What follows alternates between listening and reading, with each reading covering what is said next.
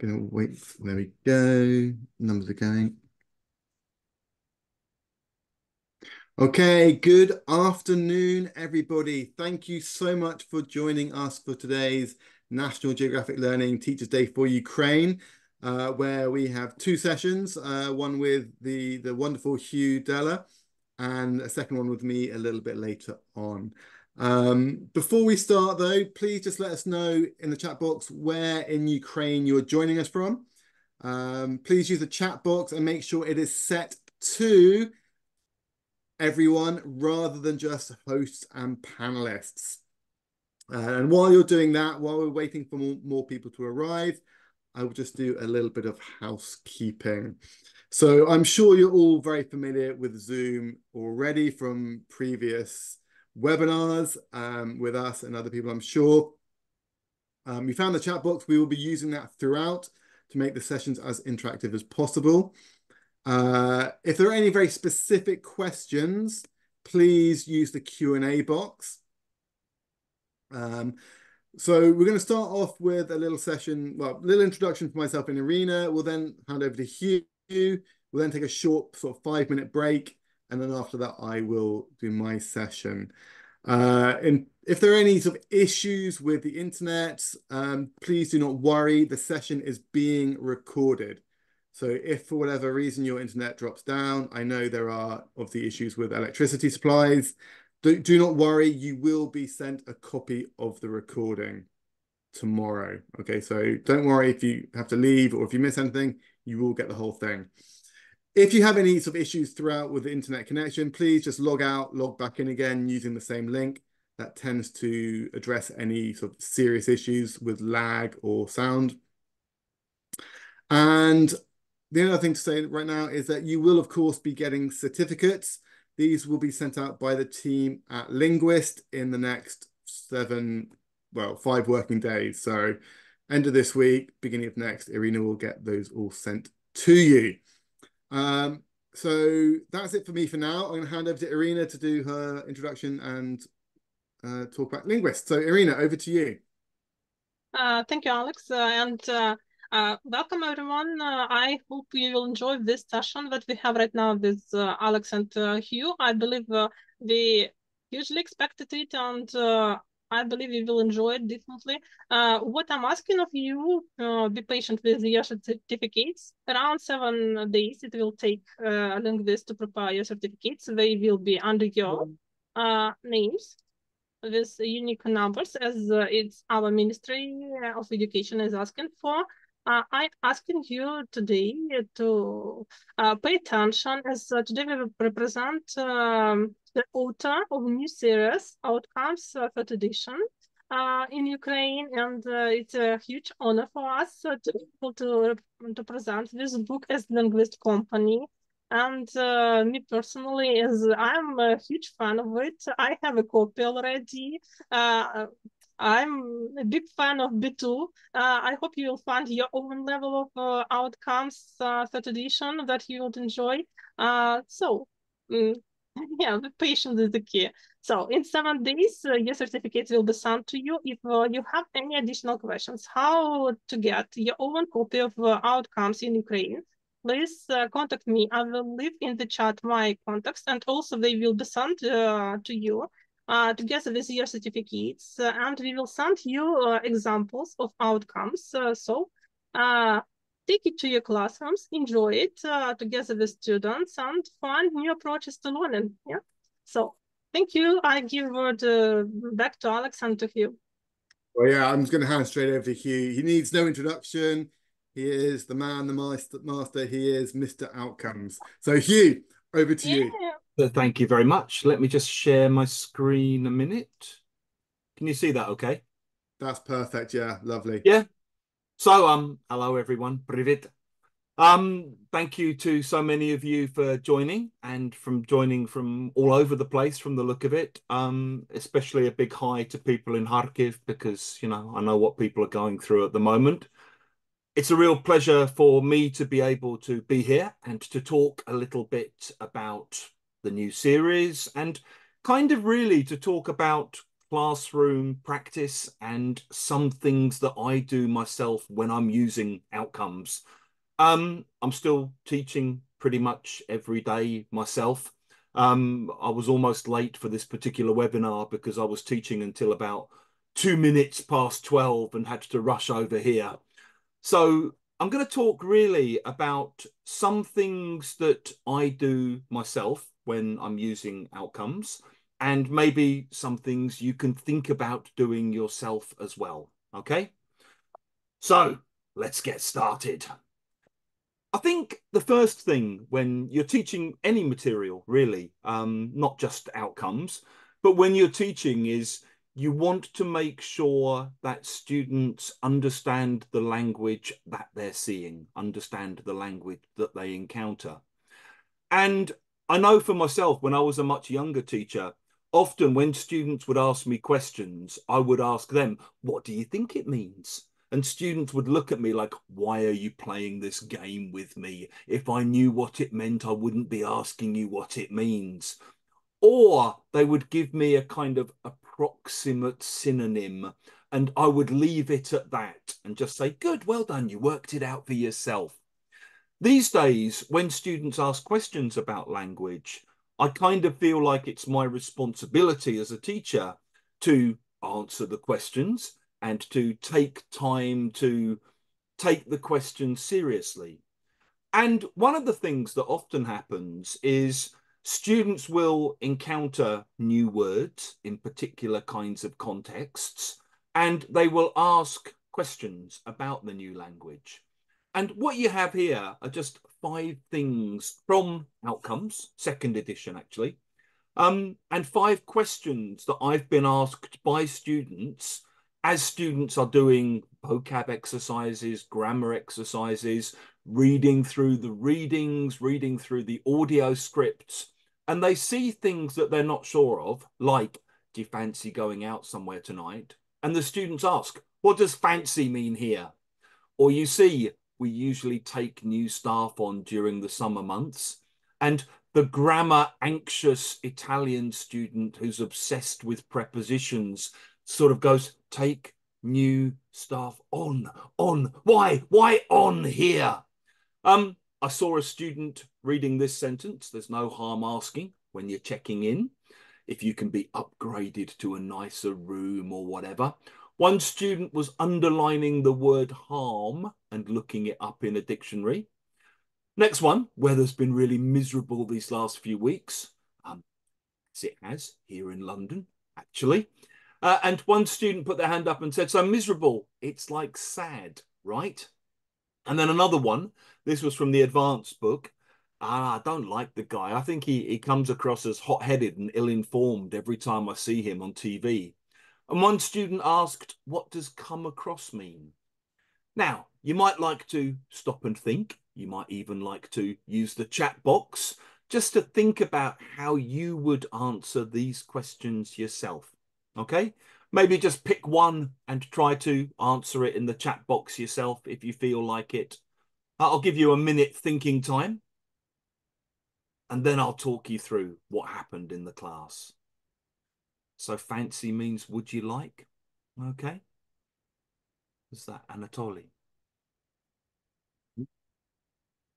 See if there's anyone else comes up with anything. Fancy equals like. Do you like going out somewhere? Do you fancy going out somewhere? Okay, Larissa.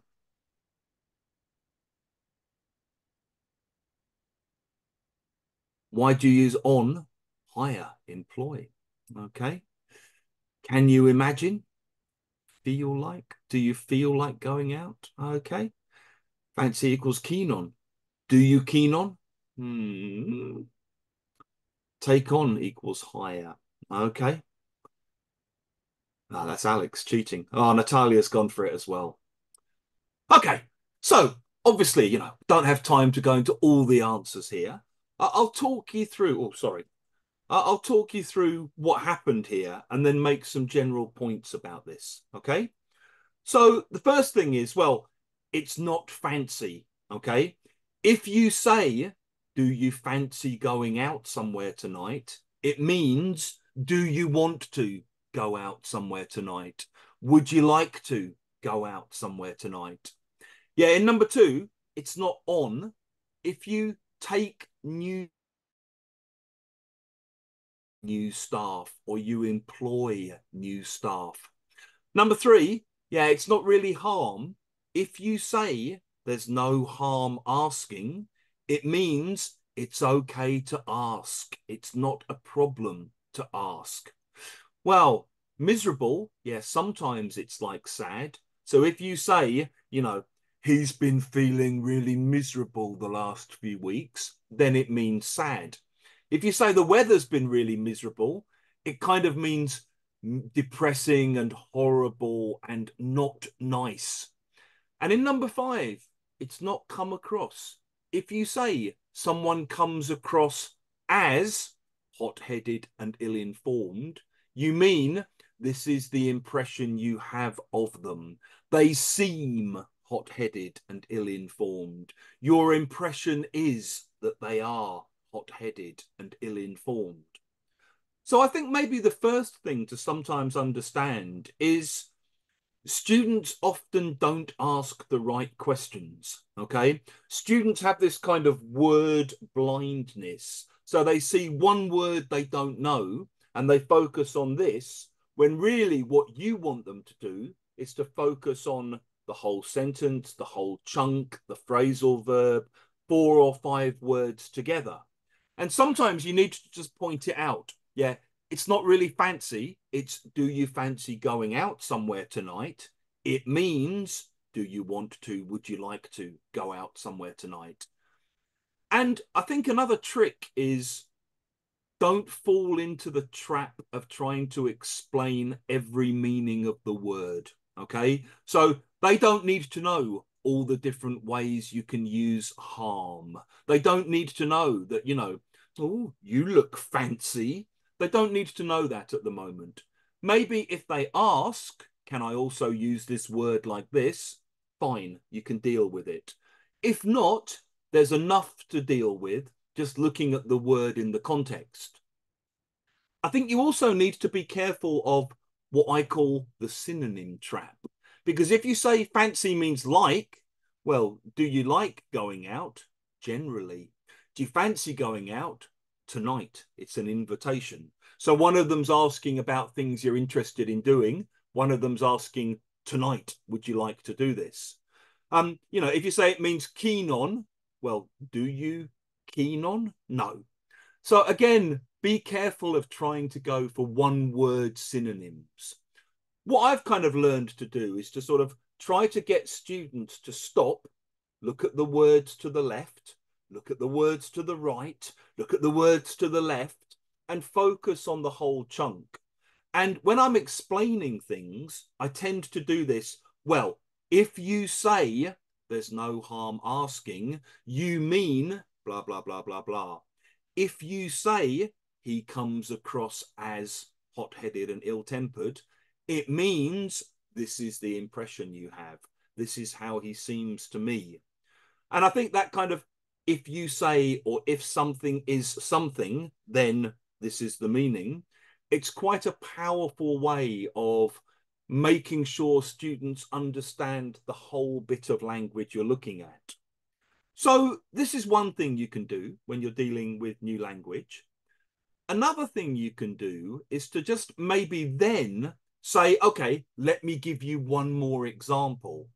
And what you then do is you show students examples of how to use the whole chunk or the whole phrase in a similar but slightly different way, okay? So in a way, what you're doing is you're kind of giving students condensed, maximized exposure to this little bit of language, kind of shortcutting their experience of how the words work by showing them, here's 2 or 3 more ways you can use this. So what I might do then, after I've explained things, is I might say, okay, for example, you might say, do you fancy going to see a movie tonight? 2 possible answers. Yeah, maybe. What were you thinking of seeing? Or, oh, I can't, I'm afraid. I've got something else what's the missing word? Let's see who gets the missing word first. Okay. Now, one word. The idea to do. I've got something else. On is correct. Alex, you're cheating. You're not supposed to. Ruined it for everyone else. Yeah, I've got something else on. The idea, planned, happening. Yeah. The expression, I've got something else on. Next question, not for Alex. Yeah, maybe you're looking for a job. You're going round. Here's my CV. I'm looking for work. Or, we're not taking on any new staff at the moment. I'm the missing word here. Oh, there you go. Katerina, well done. Yeah, not taking on any new staff, I'm afraid, at the moment. I probably won't get onto the course. But hey, there's no harm trying. Yeah, it's not a problem to try. The weather's really miserable here. Cold and grey and wet. I liked him. I thought he came across well. So you can come across as hot-headed, come across as ill-informed, or you can come across badly, you can come across well. He thoughtful and perceptive in the interview. Seemed, look at that. Yeah, Bogdan's been waiting there to type that immediately, I can see. So yeah, you can show students more whole sentence examples, little mini conversation examples of how to use these things. You can add answers. You're giving them the grammar that goes with the vocabulary, and maybe you're testing them a little bit by seeing if they know some of the other words that you might use around the language you're looking at. And when students get it right, and you kind of go, oh, afraid, 1 point, seemed, oh, I remembered something. It's quite satisfying to kind of make that learning visible. And again, a few points here. I think you want to try and keep the examples closely related to what the students have already seen. I think by giving a little bit more, it's more useful for the students because you're showing them this is what might be said next. This is what the speaker might say next. This is what the person they're talking to, the listener, might say next. And the extra language that you're providing recycles grammar that they've already met. It recycles vocabulary that they've already met. And it helps them to understand the meaning. If you just have to come across as something, well, who comes across as what, when, in what situation? It's not very helpful. If you've got, I thought he did well in the interview, he came across well, he came across as really well informed, he came across as enthusiastic and motivated, he seemed very good at his job. If you've got all of that extra language, it helps you understand and remember to come across as. As I said, gapping some words as you're and trying to elicit things as you're giving the examples helps to motivate students. It makes previous learning visible. And I think it's important to remember there's no perfect examples, okay? It's the process and getting into the habit of doing this that's more important than, is my sentence exactly what an imaginary perfect native speaker would write? Those people don't exist, okay? There's just teachers giving examples. Some days you might give better examples than others. Some days you might go home and later think, oh, that was a useless example. A much better example would have been blah, blah, blah, blah, blah. That's fine. Next time, fail better. Yeah, it's the best we can hope for sometimes. After I've done this, after I've explained the word in the context you meet it in and given an extra example, what I might then do is to ask extra questions to the class, kind of to involve the class and create more language around the language we're looking at. If you've done a CELTA, you may have studied this idea of CCQs, concept checking questions. The problem with CCQs is they're great for grammar. They're not so great for vocabulary. because they're not very involving. You know, if I'm checking the weather's miserable, okay, I mean, what's the CCQ? Is the weather good? No. Do I like the weather? No. I mean, it's not very involving for students. It doesn't motivate students much. You know, do you fancy going to see a movie? Am I inviting you? Yes. You know, it doesn't go very far. Much better questions to ask might be things like this. So you can ask, do you fancy going out somewhere tonight? Do you fancy going to see a movie tonight? What other do you fancy questions might you ask? See what comes back from the students, okay? You know, they'll come up with their own ideas. You help them to say it better, or you work with what they throw at you. You write 2 or 3 extra questions on the board. What might a positive answer be? What might a negative answer be? And students might come up with things like, can I say, do you fancy a drink? Yeah, okay, yeah, you fancy a drink. Okay, positive answer. Or maybe, what do you have? Okay, you know, what are you offering me? Do you fancy a drink? Or maybe some other time, I've got to go, sorry. What might the first speaker say next? Well, do you fancy a drink? Maybe, what do you have? Tea, coffee, something stronger?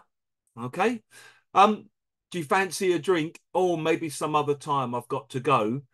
Okay, take care. See you soon. Yeah. When do companies take staff on? Well, during busy periods, when they're expanding, when they're opening new branches. What's the opposite of taking staff on? Give you a clue. It's not taking staff off.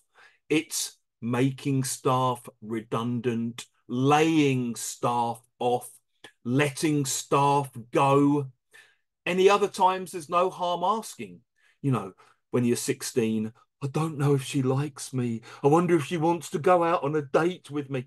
Ask her, go on. There's no harm asking.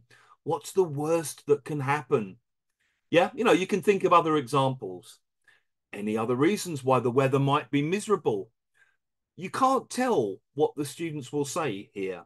I once had a Saudi student who said, oh, cold and grey and wet. Very nice. For me, miserable weather, 52 degrees in a sandstorm. Okay? You know, that's horrible, miserable weather for us in Saudi. Pick 3 famous people. How do they come across? You know, he comes across as a complete psychopath. He comes across as a very intelligent, diplomatic person. Again, work with what the students come up with, see where it goes. What you then might end up with is a bit more board work. You might write some extra examples up. They might go in different directions that maybe you're not expecting. But I think these kinds of questions where they're a bit more open and they allow more space for the students, they create more teacher-student interaction. They allow you to see where the students are and to help them move forward from there. And they also allow you to look at the other language that you might need around the language you're teaching. They're not personal questions, but they might allow for personal responses.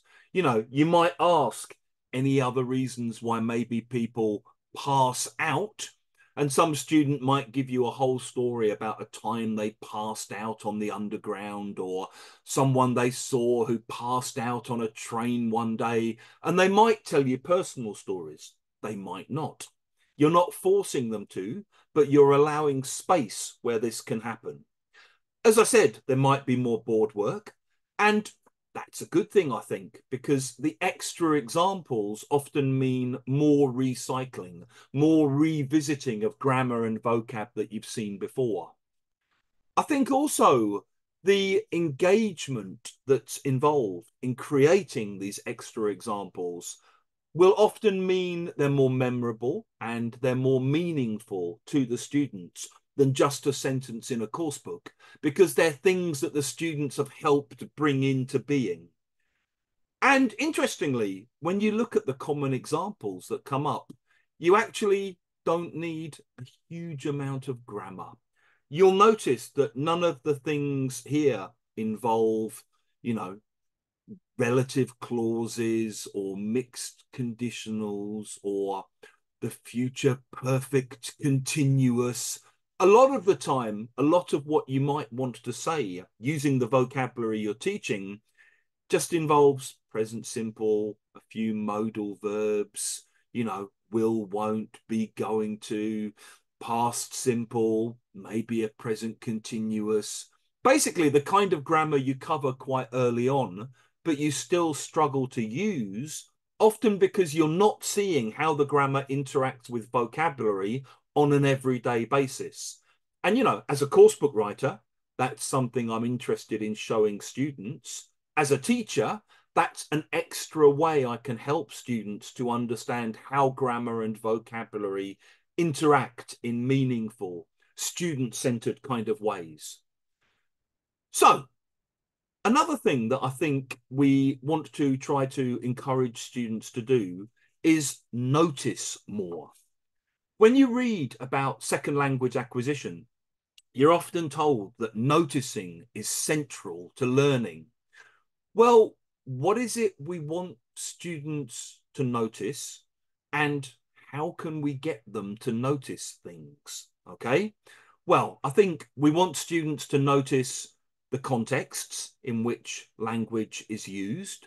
We want them to notice collocations, which verbs go with which nouns, which adjectives go with which nouns.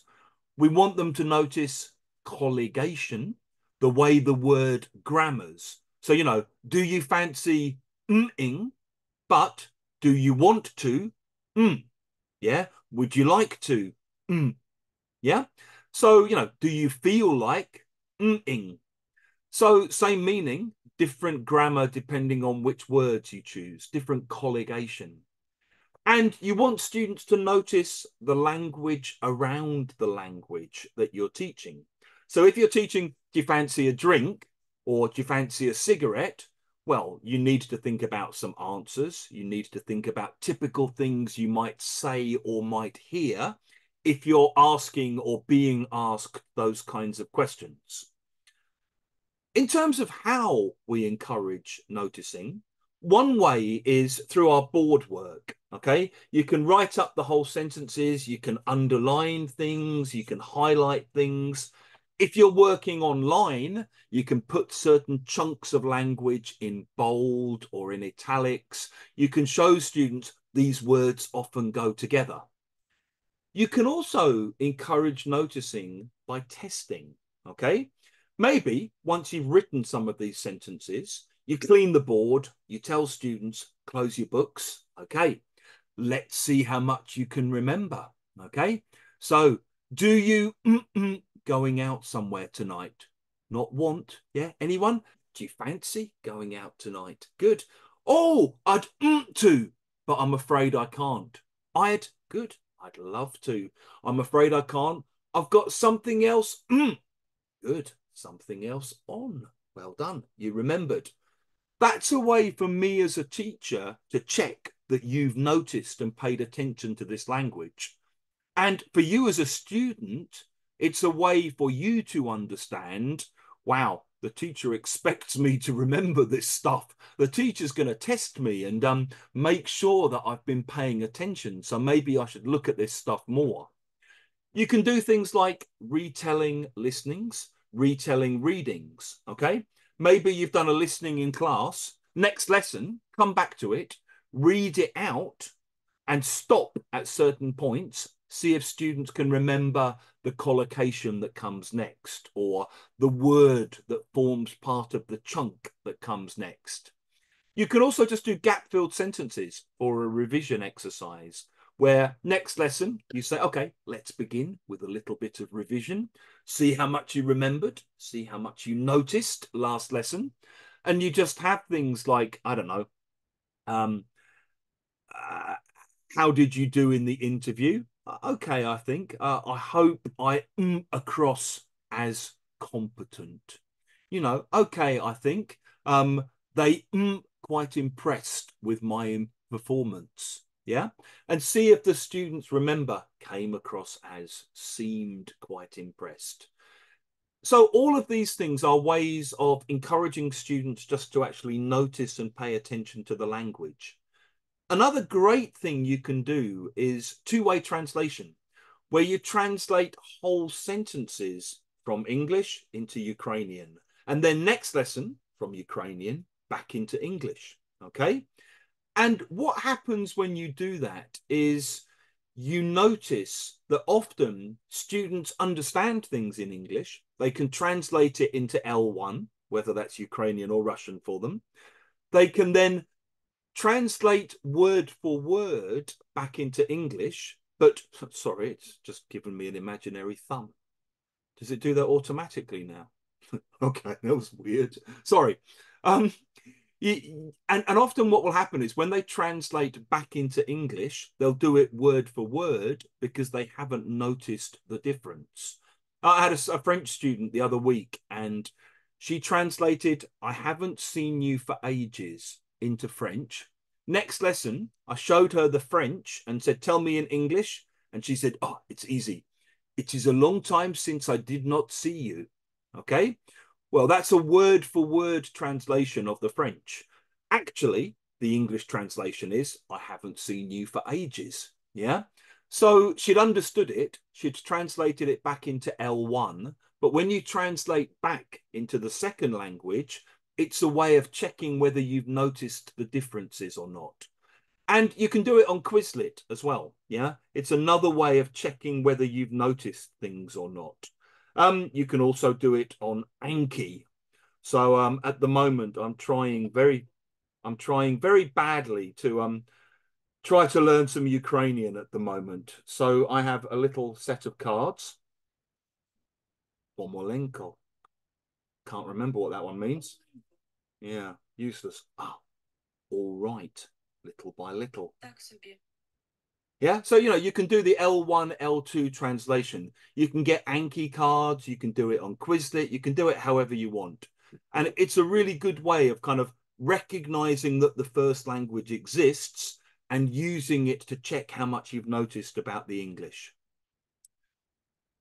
I think other things that become a real issue when you're having quite language-focused, communication-focused classrooms is just remembering. You know, the biggest problem that most students have when they're learning a language is remembering. I did a tutorial once and one of my students said, "Oh, I enjoy your classes. Understanding English is very easy." And I kind of felt all proud because, you know, I must be good at explaining things. Then my student said, "The problem is remembering English, very difficult." It's like, yeah, I know that feeling. You know, I can do my bilingual English-Ukrainian Anki cards. I understand because I've got the translation. Trying to remember it, much more difficult. So I think as a teacher, you need to have low stakes tests, you know, whether that's revision exercises, gapping texts, reading out sentences and kind of going and seeing if they remember the words, doing two-way translation, whatever. All of those things are useful because they encourage remembering and they encourage the performance of memory in the classroom. You can also help students remember things in a more subliminal way. So when you're using your teacher talk, you might, when you're modeling tasks or you're explaining things, you might consciously reuse language that you know you've taught before to kind of represent it to the students so it's kind of back in their faces again. Maybe when you're listening to things students are saying and you're saying, yeah, I know what you mean. You mean, I asked him if he fancied going out somewhere that night and he said he couldn't because he had something else on. Yeah, you might do that kind of thing just to sort of, again, bring the language you've already used and already taught back to the student's attention. You might do gaps in board work, as we've talked about. So, you know, you might have things like throw that milk away, chuck that milk away. Look, it says here, 19th of May. So it's past its sell-by date. Good, you remembered. Oh, I think the reason for my success is hard work. I put my success to hard work. Good, down to, well done, you remembered. You can also do things like where you've got kind of match the questions to the answers or match the comments to the follow-up comments in a course book. You can say, okay, going to give you 3 minutes. Try to remember the language in the exercise. Students won't remember everything, okay? Don't expect them to remember everything. What you can then do, though, is get them to test each other and see how much they remember.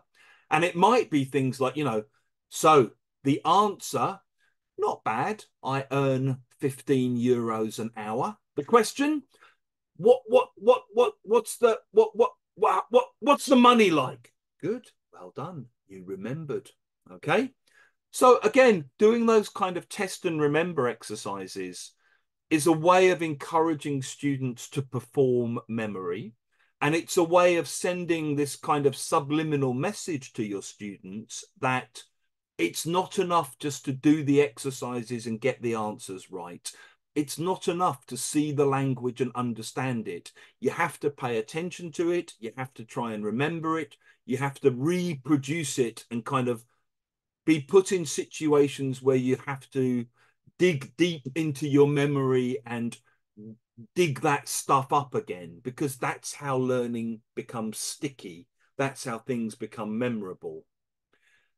I think a lot of the time, if the practice is more personal, it's a bit stickier.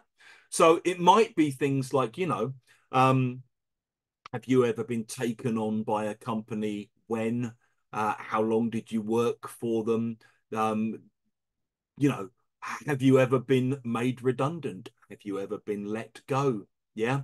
When was the last time you asked someone, do you fancy blah, blah, blah? What did you ask them? What did they say? Those kinds of personally meaningful practices, I think, make the language more relevant. They make it feel like it's not just English in a course book that's distant from me. It's connected to me. It's connected to my life. We have this lovely expression in English that practice makes perfect. If you're very, very lucky, practice makes perfect. Most of the time, practice doesn't make perfect. Practice just makes a bit better or stops things from getting a bit worse. So I don't think it's useful to expect practice to make things perfect. I think it's just useful to think that practice is better than not practicing. Yeah. Not practicing, they're definitely going to forget things. Practicing, they might remember more often. Okay. They might also still forget. Some people will remember more, some people will remember less. It's not a kind of magic bullet that solves all of your problems. I think it's generally better to practice conversations than to practice grammar forms in isolation. One of the problems I think students often have is they learn grammar structures in isolation and they practice them in isolation. So they have these weird conversations like, you know, I don't know, what are you going to do tonight? I'm going to go shopping. What are you going to do? I'm going to go home. When are you going to go to bed? I am not going to go to bed at 10 o'clock. I am going to go to bed at 11 o'clock. If this is how you think grammar works, and you know, some course books present and encourage you to practice grammar like this, it's not surprising that you struggle to use grammar in the real world. In the real world, we use different structures within the same conversation. You know, do you fancy going to see a movie tonight? Yeah, maybe. What were you thinking of seeing? Yeah, you know, have you spoken to a doctor? Have you been to see a doctor? Not yet. I might go tomorrow. Not yet. I'm seeing someone this afternoon. You know, we do this all the time. We mix up tenses and structures all the time. And I think it's better to try to have particular normal kinds of conversations and to deal with whatever problems come up when students are having it, than just to practice one structure in isolation. When you start to think about giving students more opportunity to chat, it means just being more aware generally of opportunities for chat. So maybe when you come into class, students are talking about things that they've been through. They're talking about what's happening in their town or their area. They're talking about the terrible night they've had in the shelter. Whatever they're talking about, that's an opportunity for some chat, which is an opportunity for some teaching. Okay? And I think if you're going to get students to practice things, you also need to be thinking about feedback. You need to be thinking about giving feedback to students, which will show them how to get even better than they already are at the conversations they're trying to have.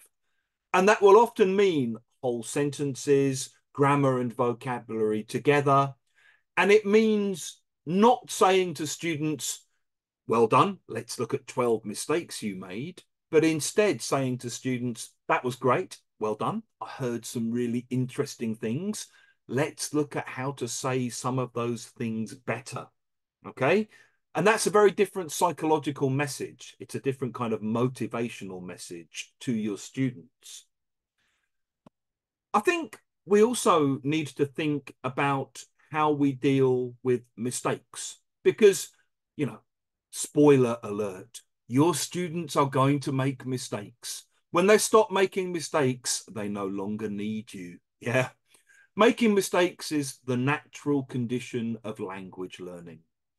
And I think you need to just be realistic. I mean, I get emails from people saying, my pre-intermediate students still leave off the third person S. You know, what punishment would you recommend to ensure they never make such terrible errors again? It's like they're pre-intermediate. What were you expecting? That this is just part of the learning process. So I think it's important as teachers, we have realistic expectations. And we help out by just saying, yeah, I know what you mean. You mean she usually gets up every day at 6 o'clock before you, yeah? And you don't get up until 9, yeah? Because she leaves the house, yeah? Leaves the house at 8 and you leave the house at 10, yeah? So, you know, you can just do it by rewording, reformulating. Sometimes what you might think of as a mistake just happens because students don't have the right vocabulary. And you might think, oh, it's a grammar mistake, but actually it's a vocabulary mistake. So if a student says, oh, I want to have the new book of outcomes, which is different from old book and made more up to date and changed, yeah, that's not a grammar mistake. That's a student who doesn't know how to say, I'd like the new edition. Or I'd like the third edition. Yeah. If you know the vocabulary, it saves you from all of this extra grammar plus words problems. And my own feeling is, as I said, it's better just to reword or rephrase than to explicitly correct. When you're rewording or rephrasing, it's a kind of correction anyway. But it's like parents do with children. You know, if your child says, "Want go toilet," you're a strange parent if you say, "No, that was wrong. Say it properly. Say it correctly. You can't go to the toilet until you say, I want to go to the toilet." You know, usually what you do is say, "Oh, do you want to go to the toilet? Okay, come on, let's go to the toilet." And you reword and rephrase whilst also communicating and treating them like a normal human being with, you know, in this case, probably quite urgent needs. Yeah. So I think that's a better way of doing things. But even then, it's not a magic guarantee that the mistakes will stop. It's just a more motivationally, psychologically sensible way of dealing with things. And maybe it increases the likelihood of the errors eventually stopping a little bit more. Just a couple of final points before I'll see if there's any questions. I think we also need to take repetition seriously, okay? often in language teaching, we don't like to repeat things because we kind of go, oh, we've done that page, we've done that exercise, we've done that vocabulary, we've done that grammar before. Well, you may have done it, but that doesn't mean it's stuck in the students' heads. It's like if you're learning to play a song, you know, just because you play it once, it doesn't mean you remember it, and it doesn't mean that's the best you can ever do. So we need to, as teachers, recycle vocabulary and grammar through our board work, through our examples, through our teacher talk. We need to get students to do the same tasks again on different days. So maybe they've done a conversation practice from outcomes. You give them some feedback. Next lesson, you do a bit of revision on the vocabulary that came up, the grammar problems that came up. And then, okay, stand up, going to do the same exercise again, find a different partner. This time, do it better than you did last week. Try to use some of the new language. Try to use some of the things we looked at. I think generally it's a very good idea to begin new lessons by going back over things you've done before. Could be gap fills. It could be personal questions about some of the language. You know, when was the last time you experienced really miserable weather? When was the last time you had an interview? You know, how do you think you came across? What was it for? It could be, I've got 5 pieces of vocabulary from last lesson. You've got 5 pieces of vocabulary. I have to explain them and get these ones from you. You have to explain yours and get them from me. Could be a find someone who, you know, find someone who has taken on new staff. Find someone who has been made redundant. Find someone who thinks the weather's really miserable at the moment. Find someone who, you know, has felt a bit miserable over the last few weeks. So again, it's activating the language, going back over the language, doing something similar but slightly different with the language that you've already encountered. So I'm going to stop there and throw it over to you and see if anyone's got any questions. Feel free to email me at any point, by the way. It's hugh@lexicallab.com. Do check out the website we run, www.lexicallab.com. You can also find us on Instagram if you're not following us yet.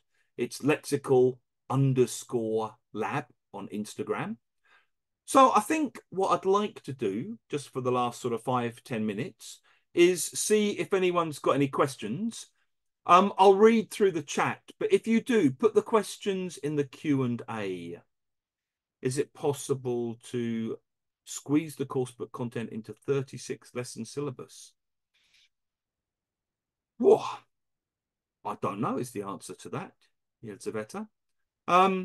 16, 32. I would say you're optimistic if you think you're going to cover the whole book in 36 lessons. In terms of what you should prioritize, I think in a way it depends on you and your teaching context. If you've got students who want to focus more on speaking and listening, you might want to skip or spend less time on the reading spreads and the writing spreads. If you've got students who need their English more for more formal academic or, you know, professional purposes, you might want to focus a bit more on the bits of the book that look at, you know, writing for professional purposes or whatever. Really depends on who you're teaching and what their goals are. So I can't give a definitive answer to that one. Personal practice is stickier. Does it relate to a situation when a student asks to use grammar in a sentence?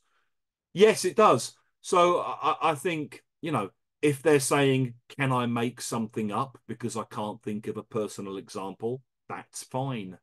The fact that it comes from them and it's something they've invented is also better than just, you know, something that they've seen in the course book. I think that's fine. And I think you can't always expect students to be able to come up with examples for everything in the spur of the moment, you know? So that wouldn't bother me at all, students making things up.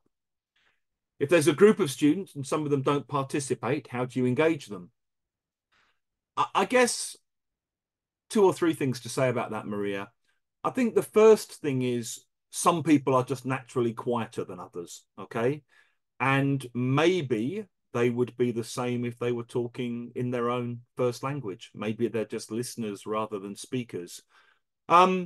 Maybe other people in the group aren't giving them much chance to participate, and, you know, they can't get a word in edgeways. Maybe they're slightly weaker than the other students. Maybe they don't have experience or knowledge of the topic and they don't have anything to say. Really difficult to know. I guess what I might do is when I'm monitoring that group at some point say, yeah, sorry, you know, Alex, you haven't had a chance to say anything yet. What do you think? And then see what happens. Okay. So sometimes you might need to intervene and just create the space for that person to talk. And if Alex then still says, I don't know, I don't really have much to say about it. Okay, fine. You know, I can't force you to say things about it if you don't feel you've got much to say about it. If it's a persistent problem and that student never talks, I'd probably try and find 5 minutes after class or before class to talk to the student and say, just wondering how you're feeling about the pair work and the group work that I ask you to do sometimes. You know, noticed you don't always speak as much as some of the other students. Just wondered how you're feeling, why you feel like that. It may be they have a problem with one of the people in that particular group. You know, you don't know. So sometimes it's worth trying to just talk to them and find out, okay, that's your ex-boss. I didn't realize. Okay, I'll move you into another group next time. So all of those techniques I would try, I think, personally. How can you make more out of developing conversations, teaching one-to-one? So I think there's 3 or 4 things there, Anastasia. You will need to take one of the roles, okay? And then maybe you switch it around and then you change roles when you're doing the developing conversations. You might want to record the conversations as you're having them, and then later listen back to the conversations with the person you're doing the one-to-one with. Have a look at the language, see if you can think of better ways of saying things, what they did well, what they did badly.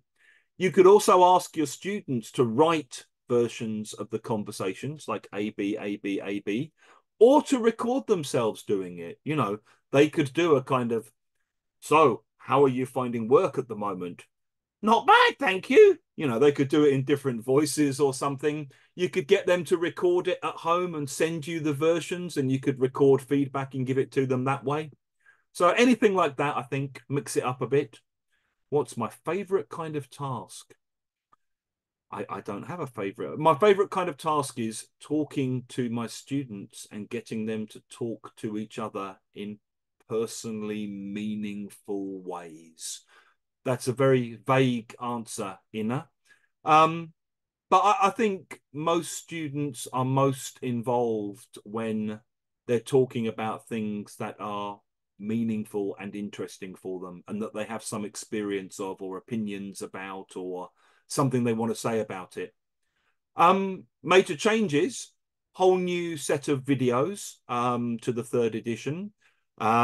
We've streamlined and highlighted the vocabulary that we think is new in each unit. We've reworked and rewritten some of the texts that we think were maybe a bit dated or that we didn't think were working as well as they could have done. We've got a new feature called Understanding Fast Speech, which helps teachers and students to deal with decoding, you know, English at natural speeds. We've reworked a lot of the writing sections and moved them into the main body of the book. What else have we done? I think those are the main changes. We've also kind of given unit outcomes and double page by double page outcomes so that the goal of each double page is a bit clearer. Yeah, those are the main things. Are the audios adaptive or not? I'm not sure what that means, Alina. I don't know. So I think potentially what she might mean is, can you slow them down and speed them up potentially? Okay. And the answer is yes to that. You know, all the audio on the Spark platform allows you to slow the speech down from 100% to 75% to 50%. And if you really want it, you can speed it up as well. Okay, you know, might be good with certain high-level classes. I've run out of time, haven't I, Alex? Yeah, there is one question which got a few likes. In your opinion, what are the most typical pronunciation mistakes Ukrainians make? And we'll finish with that one. Okay, I don't think generally Ukrainians make any particular pronunciation mistakes which cause major problems, to be honest. I've never met a Ukrainian, whether their first language was Russian or Ukrainian, actually, who I couldn't understand. Sometimes there's problems with word stress on certain things, and particularly where there might be L1 words which are quite similar, there might be a problem. But I think generally pronunciation's not a big problem for a lot of Ukrainians. It then depends how obsessed you are with wanting to erase all traces of your first language from your English. You know, I mean, personally, I think it's a nice thing if you can hear where people are from and if people have traces of their roots in their accents. I know I certainly have traces of my own roots in my own accent. So I don't know why other people shouldn't also be allowed to. So I would say it's not a huge problem for most Ukrainian students, to be honest. Much bigger problem is just general level of language, you know. So I'm going to stop there. Thank you all very much for being here. If anyone has any other questions, feel free to email me. Take care and keep in touch. And this Sunday, I'll be doing a live with a Ukrainian teacher of English on our Instagram. So find us there and check that out. Thank you very much. And Slava Ukraine. Hugh, I mean, as ever, full of wonderfully insightful suggestions and thought-provoking ideas as well. So, you know, from us at National Geographic Learning, a really big thank you for you for sharing your time and ideas with us today. Thank you. So we're going to take a short break now, just for sort of 4 or 5 minutes to allow you to have a comfort break, grab a drink, grab something to eat. And then when we come back at 5 past the hour, I will be doing my session, which is all about visible outcomes in the classroom. So stick around for that. But if you can't stick around, that's absolutely fine. I appreciate Hugh is the headliner today. Stick around. But don't worry, it is being recorded. So the whole session is being recorded. So if you were late, like I know a few of you have asked about the recording, you will be sent the recording regardless of how long you stay for, and that will be with you some point tomorrow afternoon. But I'm going to pause the recording for now, and I will see you in 5 minutes. Thank you once again, Hugh. Okay, take care. Bye-bye.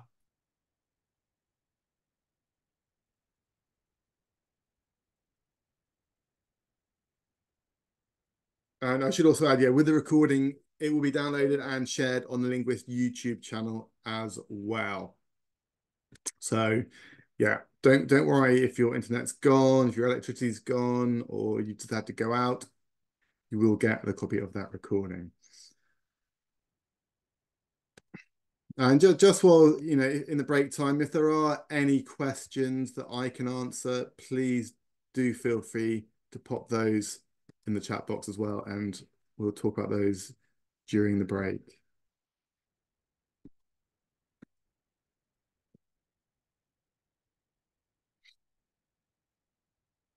Tori says, how am I? I'm very well, thank you, Tori.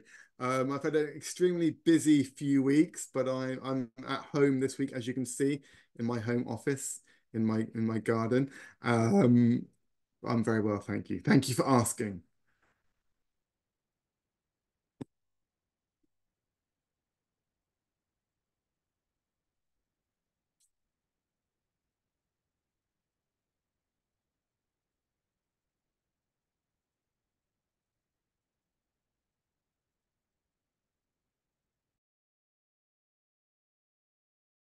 Recording. Yeah, so hi, welcome back for those who are just returning. So this session is, It's slightly different to Hugh's, but I think there's sort of some similar aspects we might touch upon. And it's all about visible outcomes, making learning as visible and successful as possible for our students. So we'll talk about what we mean by visible outcomes in terms of what it is and what it entails and how we can do it. So these are the outcomes of today's session. So by the end of the session, you will be able to talk about and implement visible learning strategies. You will be able to write clear learning outcomes, use different formative assessment techniques, use success criteria to support learning outcomes, and implement a range of techniques for learner reflection and reviewing as well. And as ever, for those who've been to my webinars before, you know I like to make things as interactive as possible. As much as I'd love to be with you all in Ukraine, obviously we're online for now, but we're going to make it interactive. We're going to start with your schemata, your knowledge about this topic. So in the chat box, I would like you, first of all, to tell me what your understanding of the term visible learning is, or visible outcomes. What does that mean to you? What do you think it entails? Let me know in the chat box.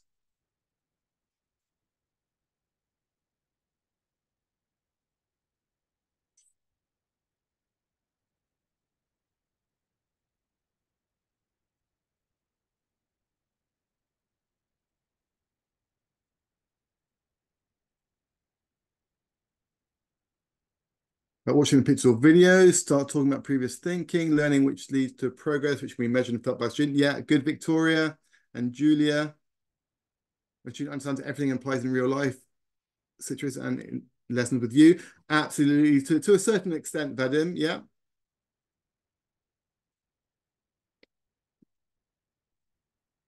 Learner success.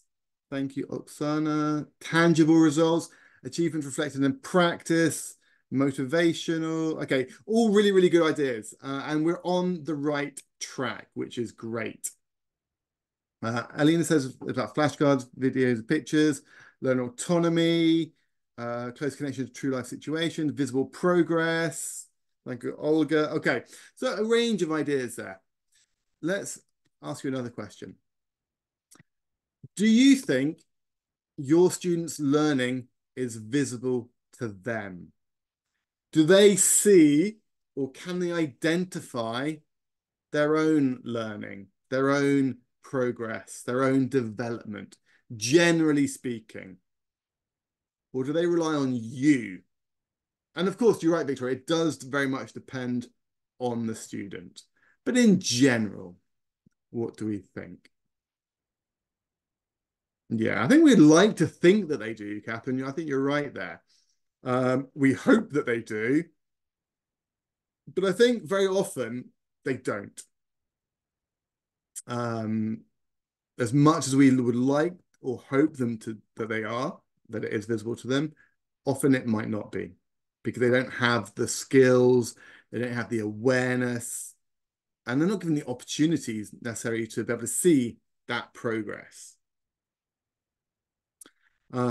Because I think we have to make it explicit to them. You know, this is where you were at the beginning of the year, this is where you are now.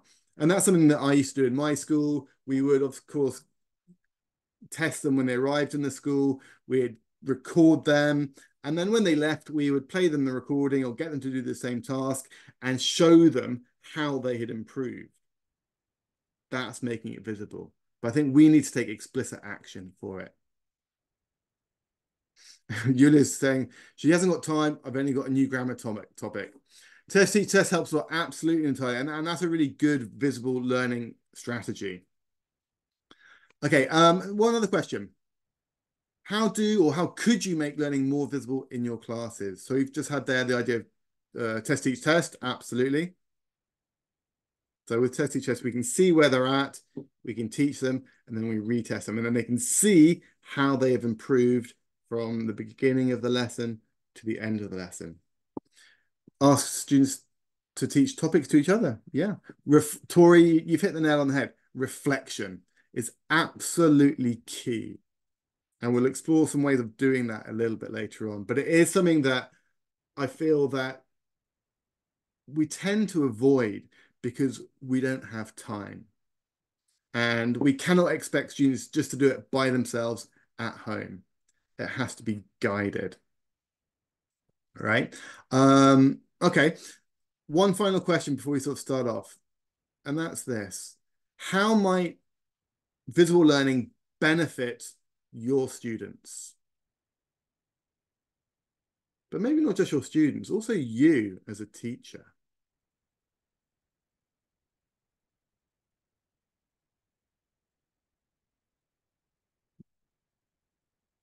Lovely, Olga. Yeah, they'll take responsibility for their studies. Absolutely.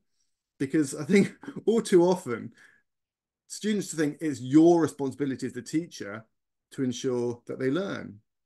But it helps them take that responsibility. It is motivating and it does prevent burnout. Absolutely, Victoria.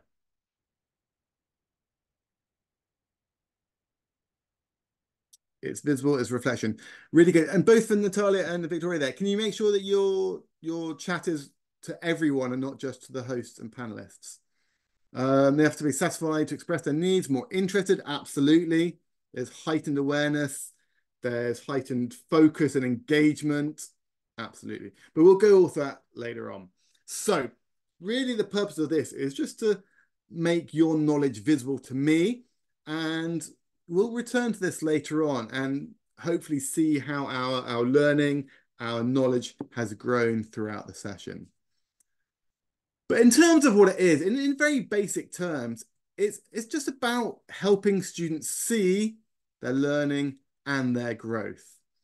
And this whole idea of visual learning comes from a guy called John Hattie, who did a meta-study, a huge groundbreaking meta-study on the effects of different aspects of learning that influence outcomes. So he's got this book called Visible Learning. And essentially it was analyzing what is going to have the most impact on learning.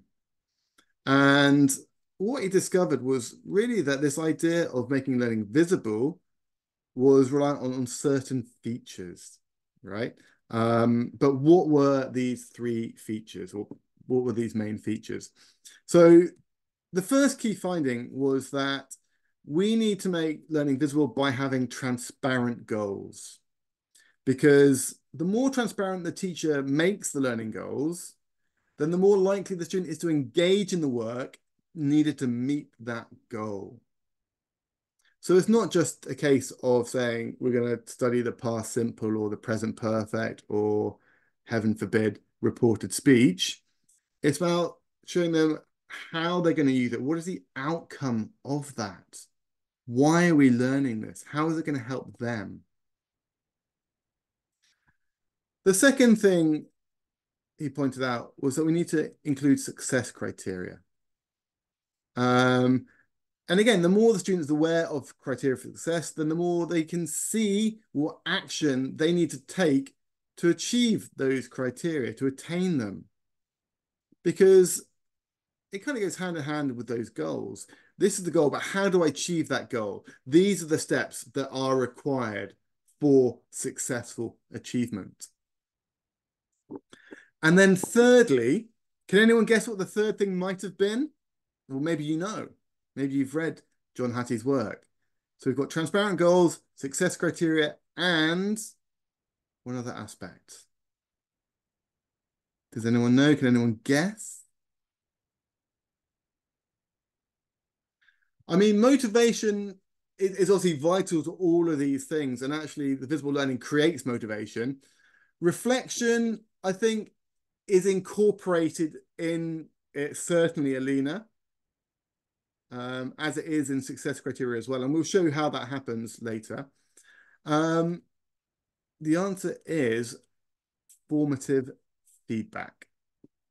Because the more feedback there is about progress from previous tasks, the more positive attributes to learning are developed, including enhanced engagement and motivation, like several of you said. Because if we're keeping track on how they're going, that can be really positive for the students. And they can see that progress on a step-by-step basis. So yes, Tyler, is using rubrics, is using self-assessment, is using peer assessment, as well as informal teacher assessment. But we'll go into all of that in a lot more detail shortly. But ultimately, what is clear is that when teachers are teaching, when it's clear what teachers are teaching and what students are learning, student achievement increases. And that is what visible learning is all about. When we are clear about what we're teaching, when students are clear about what we're teaching them, they're going to do better. So the question is how? How can we make learning more visible, looking at these three key areas of transparent goals, success criteria, and formative feedback?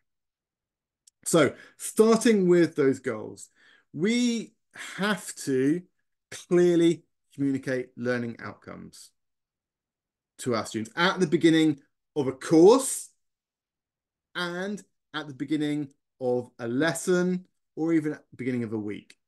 But they have to know what those outcomes are. But I know from observing hundreds of classes that teachers often do not signpost these outcomes to the learners. And if they do, it's not maybe done clearly enough. So I'm going to ask you a question. In the chat box, tell me, on a scale of 1 to 5, how well do you think you communicate your learning outcomes? And be honest with yourself. Hopefully we're sort of 3s and 4s and 5s. Tori's being honest as a 1. I should say 5 really, really well, 1 not so well. Valeria's gone for a 6. Why not? Okay, so I think what we can see here is that it's probably an area that we could improve in, that all teachers could improve on. So we have to think about what is best practice when it comes to communicating learner outcomes. What are the do's? What are the don'ts when writing or telling our students what the outcomes of the lesson are? So again, in the chat box, can you tell me what you think some do's and don'ts are? What are some ideas for best practice when it comes to sharing outcomes? Thinking about maybe the language that you use, the complexity, the length, the achievability of those outcomes. Let me know in the chat box.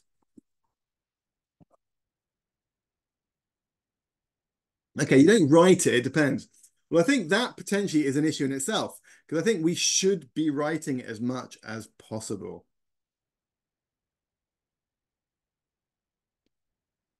You'll be able to speak this in, okay, you'll be able to speak this in that, okay, good. So it's about the wording, right, Catherine? Good. We need to use appropriate language that has tangible, achievable goals connected to them. Any other do's and don'ts? Some of you still putting your numbers in, which is great. So 4s are good.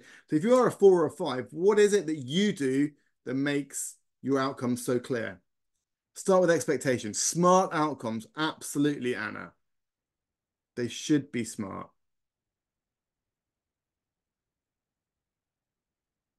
Okay, I'm going to share some ideas with you from research that I've done. So, exactly, Vadim. We're going to definitely come to that point. So we call that an exit ticket. So in terms of at the beginning of the lesson, the core principles of learning outcomes should be that we should avoid jargon. Don't blind them with language that they don't know. We need to keep it simple in language that they understand. And when we're describing those outcomes, we should use action verbs to describe what it is that the students are able to do or should be able to do during or by the end of the lesson. So as Victoria said in the chat box there, by the end of the lesson, you will be able to. But it's important what comes next. You'll be able to use the present perfect. What does use mean? that's very, it's not explicit at all. It's very airy-fairy, right? It's not very precise. It's not very tangible. It's open to interpretation. So, for example, the word use is not appropriate, I would say. But we'll look at that in a moment. They shouldn't be too numerous. Your goal should be 2, 3 maximum, right? Otherwise, it gets confusing. And they should be specific, not vague. And that comes again back to the point about language. You know, it shouldn't just be use. You'll be able to use the present perfect, past simple, whatever it might be. You're able to communicate, use, or write informal emails in certain situations. They need to be as specific as possible. So, on that note then, I'm going to share some phrases with you. And in the chat box, I want you to tell me which ones should not be used to frame lesson outcomes. So here we go. Which ones should not be used? Remember that. So here are some phrases, some words you could use for a lesson outcome. Some are great, some are definitely not good, and you should not use. So tell me in the chat box, which ones should we not use? Of course, Catherine, have a good grasp. What does that even mean? Paraphrase? Okay. As you say them in the chat box, I'm going to put them in. Know, believe, be aware of. Yeah, absolutely. Distinguish, potentially. Illustrate, identify. I think those are probably okay, Vadim, and I'll show you why in a moment. What else is not? Yeah, learn, rage, basics of. Understand. Yeah, what does understand mean? You'll understand the passive, or you'll understand the present continuous. Appreciate. Yeah, what does that even mean? Reproduce, have a working knowledge of. It depends. I mean, yes, it will depend on the lesson to an extent, Nina, but I still think we have to be careful about the language that we use. Appreciate, we've had already. Good, Anna. Demonstrate. I think demonstrate's okay. Believe. Yeah, what does believe mean? I'm going to start going through the answers. No one said be familiar with. You will be familiar with lexical sets connected to houses. Have a working knowledge of. What does that mean? I would say learn. In this lesson, you will learn how to gist read, or you'll learn how to use the past continuous. It's not specific enough. Words that contain 2 or more syllables. Yeah. Believe we had. What does it mean? Have a working knowledge of. We had. Learn the basics of. We had. Appreciate, we had. Know, you'll know. Not great. Be aware of, we had. Understand, we had. But everything else, I would say, we can use as a good word for outlining our outcomes. A couple of you written excited. I'm not sure excited is on there anywhere. But there we go. But what we could do, or what, a really useful tool that we can use to help us to frame our lesson outcomes is Bloom's revised taxonomy. Because when we look at this, there are certain verbs which are assigned to each one. So we could say, by the end of the lesson, you will remember how to do whatever, or you'll remember these words. But actually, there are better words. Things like you're able to define, memorize, recall, repeat, state, list, etc. Thanks for sharing that, Natalia. Level 2 on understanding. It's not just understanding. It's being able to describe, discuss, explain, locate, recognize, translate, paraphrase. Level 3 of applying. Illustrate, solve, write, operate, schedule. Level 4, analyzing. Compare, contrast, criticize, question, test.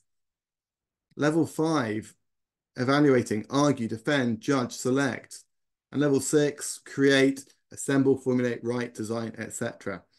So this is a really good starting point when you're thinking about what are they going to be able to do with the language that they're learning, or indeed the skills that they are developing. So using that knowledge, We're going to look at a lesson from Outcomes, 3rd edition, upper intermediate. And I want you to think about what lesson or learner outcomes we could write for this. And of course, there are different stages to the lesson. And I'm going to zoom into the different stages. And I want you to think what maybe you could use as outcomes here. So in the chat box, just have a look through. I'll move on to the second page in a moment. But looking at that first page, what outcomes could we write for our learners?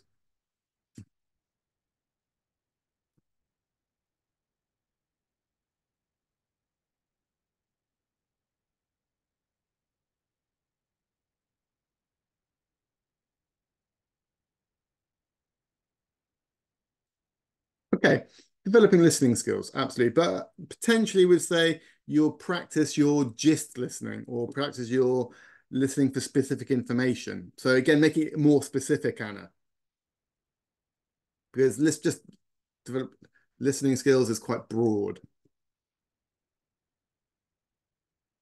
But what else?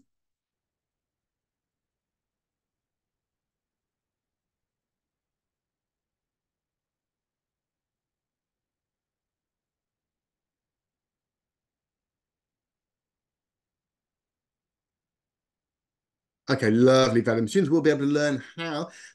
I wouldn't use the word learn, okay, because we said that was a verb that was probably not appropriate for lesson outcomes. You won't learn how to talk about it. You will be able to talk about past and present habits. Not learn how to, because learn's the process. The result is you will be able to do it, right? You will have the right questions with structures. Do you? How much? Absolutely. You will be able to have a conversation about your habits, right? Let's have a look. By the end of the lesson, students will be able to better talk about their habits. Exactly, Maria. Lovely. Let's have a look at the next section. Something connected to vocabulary, developing conversations, etc. So what might we write for this sort of section of the lesson?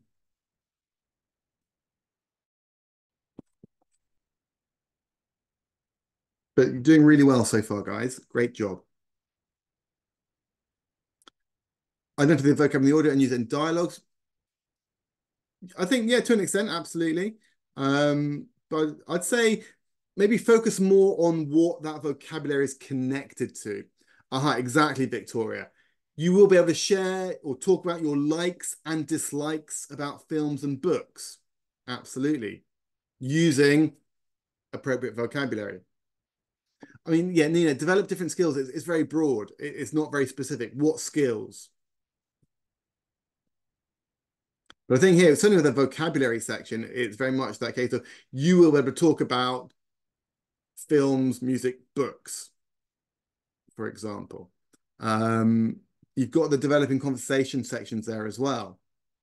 You will be able to disagree politely. With the last, kind of the bottom of it, we're listening in a speaking activity. Lovely. To practice performing politely using key vocabulary. Really good, Natalia. Extend knowledge of the vocab on the topic of and use it to talk about your habits. Anything there for the listening and the speaking? But good. We're getting an idea about the kind of language we need to use in terms of the verbs, right?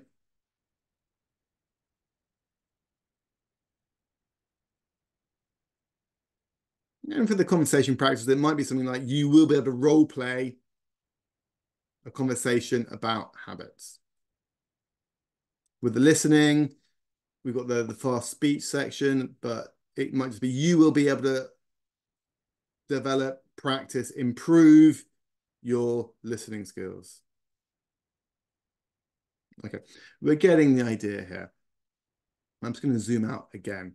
So, I mean, within this particular lesson, this is what I can identify. By the end of the lesson, you will be able to discuss how you spend your free time.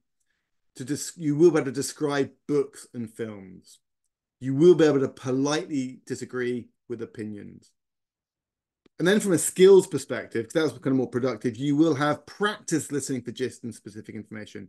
You will have developed your listening skills for fast speech, decoding. And actually, this is actually one of the new kind of aspects of Outcomes third edition that Hugh mentioned earlier, how every spread has these very specific learning outcomes. So at the top, I'm going to zoom in there because I've just revealed it to you. So you can see there at the top of the page, this is exactly, students can be very, very clear of what the goals are. And at the end of the lesson, of course, you can come back to that, say, okay, can you do these things? So you can relate it to can-do statements, but it's knowing what it is they're going to achieve. And yes, the responsibility of that lies mainly with the teacher, but the coursebook also signposts that as well. I'm going to zoom in there. There it is there.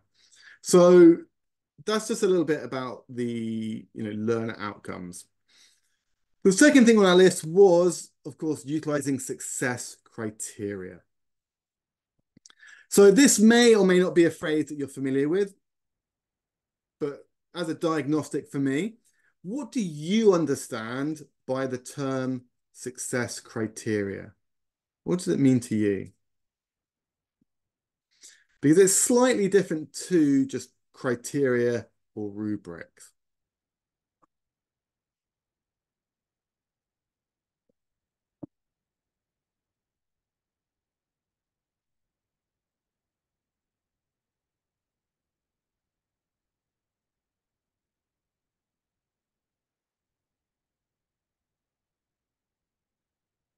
What are our thoughts here?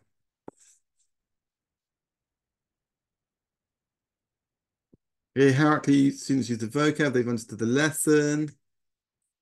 Yeah, to an extent, I think that's part of it. When at the end of the lesson, the student uses a newly learnt structure. Yeah, part of it. Definitely, Victoria. Okay, so maybe we're a little bit unclear on it. That's fine. I'm going to clarify what they are. My follow-up question was, do you already use them? And what might the benefits be? But I will go through these answers. So in terms of what they are, they're very simply just a list of features that a teacher wants the learners to include in their work during the course of a lesson, right? So it's not just have a conversation about your habits. It's have a conversation about your habits, and the success criteria must, will include using the present simple to describe them accurately. It's using the vocabulary from the lesson within it. It's using the correct intonation. It's using politely disagreeing, whatever it might be. But all of those aspects that have been taught in the lesson that are involved in the final production task. Exactly, Oksana. The list of criteria that students follow in order to succeed. Perfect. And there are many, many benefits of this, okay? It does make for a more effective lesson. It helps students to achieve the aims more successfully. And this is what we're talking about, not just visible learning, but successful learning as well. So benefits include an improved understanding of task. And this is important because I think, we've done this as teachers, I've observed teachers do this, that you set up a task and you say, right, off you go. And the students do the task. And about 2 minutes later, you have to stop them and say, guys, you're doing the task, but none of you are using the grammar. None of you are using the vocabulary from the lesson. And they're like, oh, but you didn't tell us we had to do that. Right? Does that sound familiar? It's because we haven't told them what makes that task successful. We've assumed that they know that because we spent the lesson talking about X grammar and X vocabulary, that they should use that in the task. They don't know that. They think it's just the task.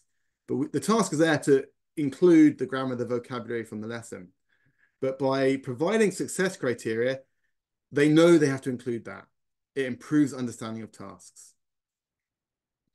And I would also say that when we're writing these success criteria, it should be done alongside the students. They should be involved in that process. You know, what do you think makes a good conversation talking about habits?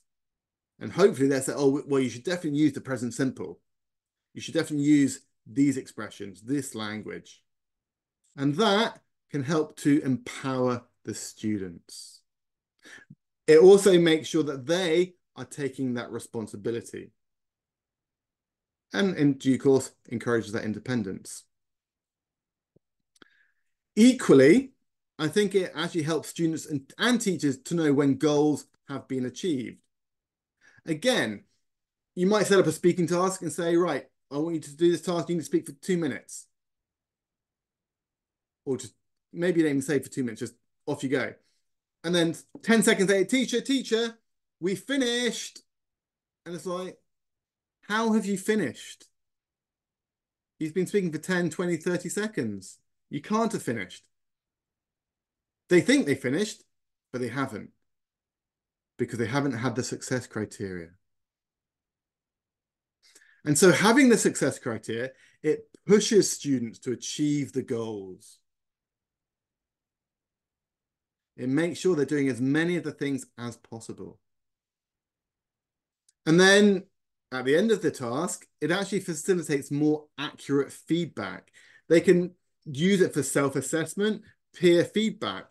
They know that what they're being judged on all of the time. It's being open, it's being transparent with them as much as possible. And as a result of that, off the back of that, that facilitates assessment for learning. What we can then go forwards and focus on. So lots and lots of positives there from visible learning and success criteria. But let's do a couple of examples. So here we have an activity. Think of a time when you experienced extreme weather. Prepare to tell your story. Describe where you were, what you were doing, and what happened. Think about how you could use the different tenses there, right? So for this particular one, I would do things like this. Include details of where you were, what you're doing, and what happened. In fact, the instructions in this particular task are very clear of what you have to include. They are the success criteria. So the main task, think of a time when you experienced extreme weather. Tell a story. The success criteria are in the instructions. But you might want to focus on them a little bit more. Accurately use the past simple with correct ed endings. Use at least 2 examples of the past continuous. Use the past perfect at least once.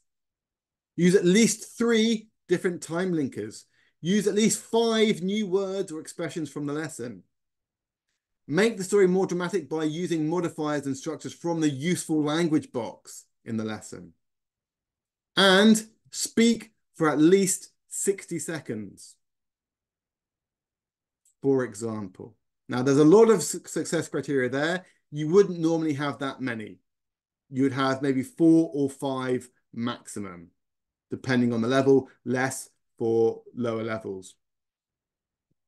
But you can see the kind of things we want them to include, and we're very specific about them. We talked earlier about specific outcomes. It's the same here. We've got lots of numbers there. But looking at that, what phrase is used a lot within those different success criteria? What phrase have I used in at least 4 or 5 of those success criteria?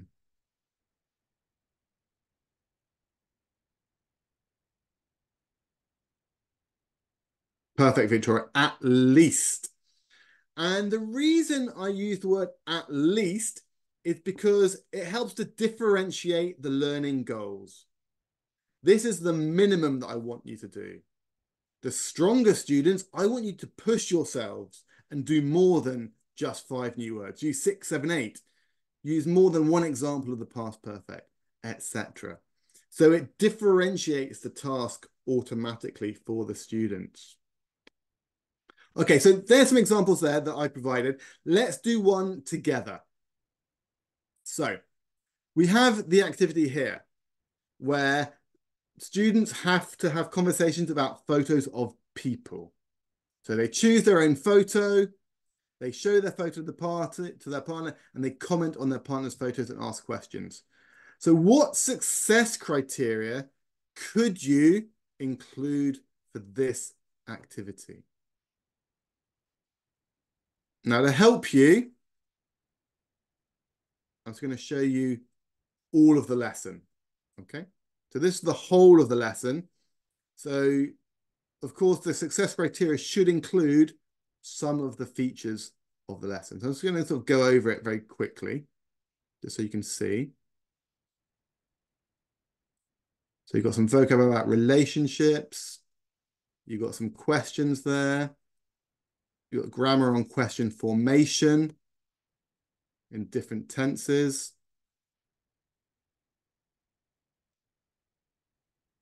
You've got some work on developing conversations, explaining who people are. Yeah. And then you've got some practice of that, and then you've got the conversation practice. So there's quite a lot of input within the lesson. So coming back to the task, what would you set as success criteria? And in this particular one, we've got two roles. We've got the speaker and the interlocutor. Okay, lovely. Okay, so there should be at least 3 people in the picture. Fine. But that's not a success criteria. That's saying you need to have a few people in the picture, because there's no production involved in that, Oksana. But yeah, really good point.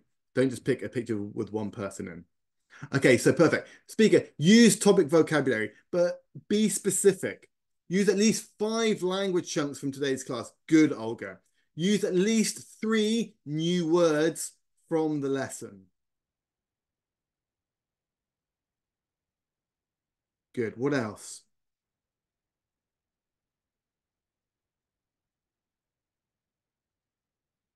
Let me go back to the lesson then.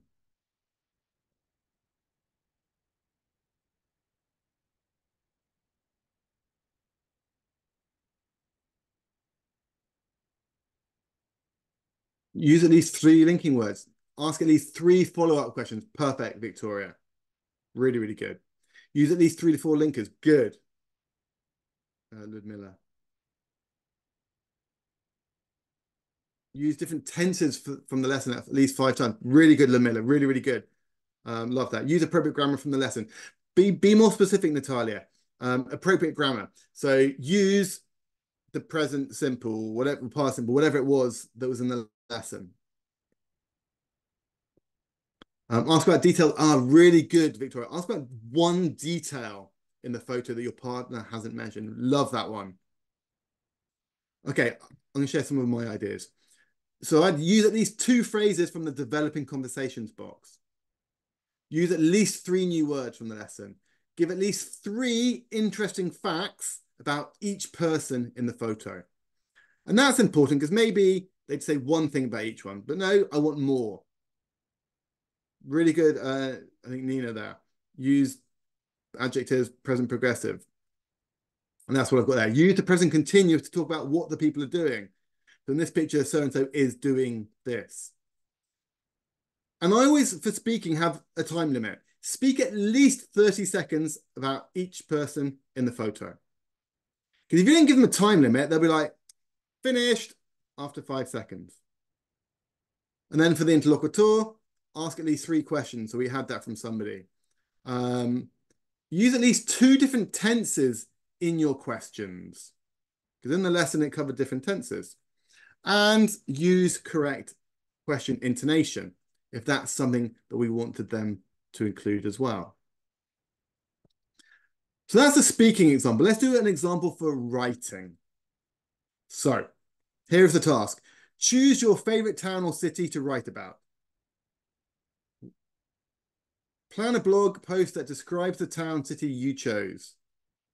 Use the topics in exercise 2 or choose other topics, then write a text of around 150 words. So again, even within the instructions there are some success criteria of what they need to include. So we've got write a list of adjectives, modifiers, that kind of will help to guide you a little bit. So what success criteria might you use for this task? Tell me in the chat box.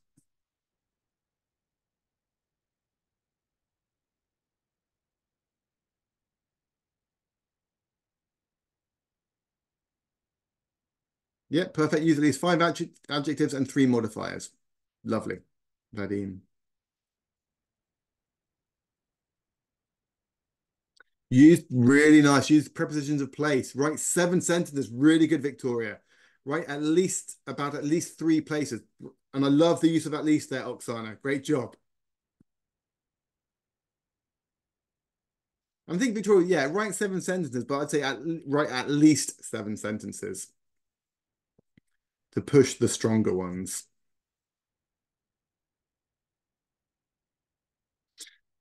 Think about the grammar you might need for this. Yeah, and how, of course, you're not going to sort of overload them. Like I say, you would do it, introduce them one by one. And for every task, you probably only want 3 or 4, maybe 5, depending on the level. What did I have for this one? I had accurately use the present simple, because we're talking about a place, we're using the present simple for that tense. I had at least 4 adjectives, not 5. I had 3 modifiers, not, I think, what, 5 or 6 you had. Use the linkers. A lot of you talked about linkers, which is great. Use the linkers so and because at least once each, because they're the 2 linkers that we're focused on in the lesson. Include information about where it is, why you like it, and what there is to do. So being very specific there. Include a topic sentence. So I'm going to tell you all about my favorite town, Kiev or Lviv or Odessa, wherever it might be. Yeah, right. But again, Valeria, reasons why. So give 3 reasons why it's your favorite town. Include at least 3 paragraphs, potentially. Ensure accurate punctuation if you want them to focus on punctuation. Tell us at least 3 things to visit in the city. Good. Write at least 120 words. You can change it from what it says in the text if you wanted to. But all of that makes it really, really clear what students have to do. And if they're very clear about what they have to do, they're far more likely to achieve the goal, the target that you've set for them in terms of writing about your favorite town or city. And then they can, of course, use that success criteria to check and edit their work. Have I done this? Tick, tick, tick. Oh, no, I haven't done that. I need to add that in. Have I done this? Tick, tick, tick. So they're becoming more independent. They're more autonomous in their learning, right? So we can see how it can help to guide, to support your students. Because ultimately, as Hattie points out, the more the student is aware of the success criteria for success, then the more they can see specific actions are needed to attain these criteria. Okay, let's move on because time is running out. So number 3, you might remember what number 3 was, but I'm going to test you. It was described by Trish Martin as the most powerful and impactful way or methods for improving student learning ever studied.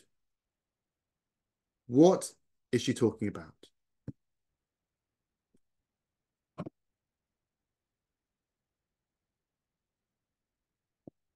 Think back to earlier in the session. Showing examples potentially. We had 3 things. We had transparent goals, success criteria, and something else. The 3rd thing, feedback. Near enough. It was formative assessment. Okay. And formative assessment, it means different things to different people. So before I kind of clarify what that means, this is me formatively assessing you guys to find out what you know. What is your understanding of the term formative assessment? Just write a sort of 1-sentence definition in the chat box for me.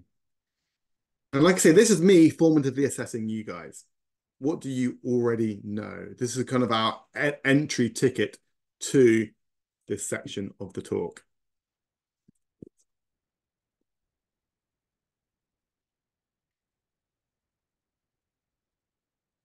Perfect, Irina. Assessment for learning.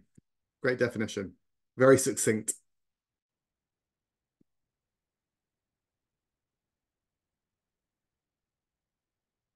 To see the ongoing, really good. Yeah, I like that, Oksana. Well, yeah, end of year is summative. So what's formative, Natalia? But I think Oksana's definition is nice. It's about ongoing. Giving feedback of strong and weaker points, providing students with feedback about how they did and how they could be better. Yeah. I mean, the word test, yes, but I think we have to be careful with the word test. It has quite negative connotations, I would suggest. Whereas assessment, I think, is more positive. Okay, to sum up, potentially, yeah. So this is the definition that I tend to refer to. It's a range of formal and informal. So it's both formal and informal. That's important. Procedures conducted by teachers during the learning process, in order to modify teaching and learning activities to improve student attainment. So as I think as Oksana said, it's about assessment for learning.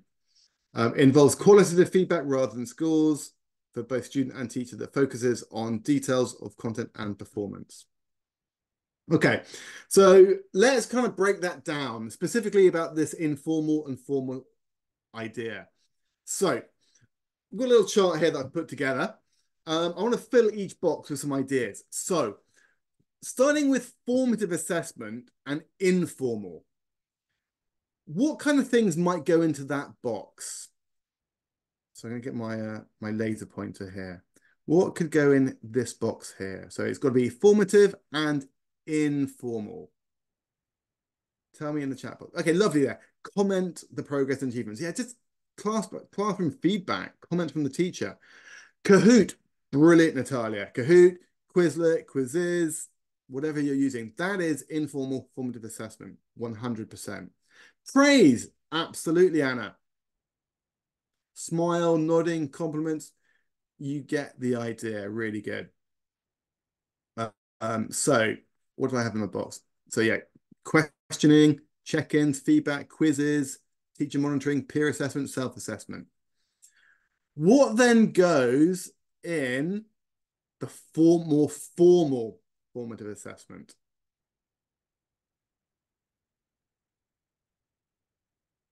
In other words, things which aren't defining their end results.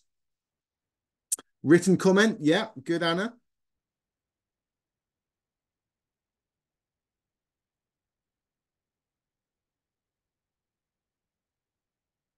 What else? Yeah, I mean, be careful. Yeah, formal tests, but they're still formative. But what kind of test is it? It's more like a progress test, right? Marking, but marking what, Anna and Tomilina? What kind of marking?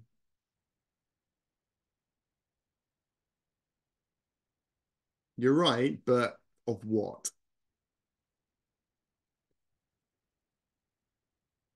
Okay, maybe questionnaires, yeah. Okay, I'm going to help you because time's going to run out otherwise. So homework is more formative assessment. Low-stake tests, so unit tests, progress tests. They're not having a big impact on their end-of-year summative assessment result. Maybe class essays, in-class presentations, interviews, tutorials might be more formative assessment. And then we've got the summative assessment.